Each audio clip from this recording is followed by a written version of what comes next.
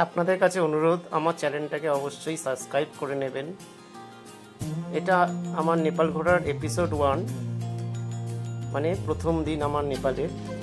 আমরা প্রথম দিন কলকাতা থেকে রক্সোল এসে পৌঁছালাম বাই ট্রেন।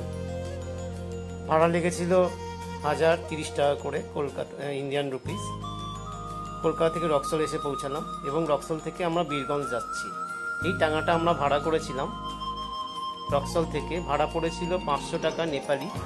আমাদের পৌঁছে দিয়েছিল একদম বীরগঞ্জ বাস স্ট্যান্ডে।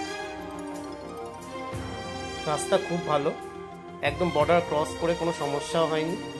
বর্ডার ক্রস করে আমাদের নিয়ে গেছিল বীরগঞ্জ বাস স্ট্যান্ডের কাছে, যেখান থেকে আমরা পোখরার বাস ধরবো। তো এই টাঙ্গাওয়ালাই আমাদেরকে বাস স্ট্যান্ডের কাছে একটা ছোট হোটেল ছিল, খাওয়া দাওয়ার হোটেল, সেখানে নিয়ে গিয়ে দাঁড় করায়। এবং সেই হোটেলের যে মালকিন ছিলেন, অমায়িক ভালো লোক, ভালো মানুষ। সে আমাদের ইন্ডিয়ান মানি নেপালি কারেন্সিতে কনভার্ট করে দেয় এবং 160 টাকা হিসেবে দেয়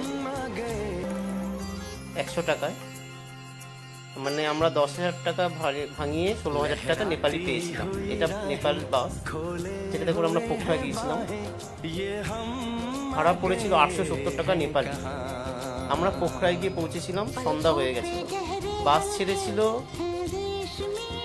বীরগঞ্জ থেকে সকাল 11টার সময় এবং আমরা পোখরায় গিয়ে পৌঁছাই সেই দিনই সন্ধ্যা 6টার সময়। মাঝে কিছু কিছু জায়গায় দাঁড়িয়েছিল বাসটা খাওয়া দাওয়ার জন্য।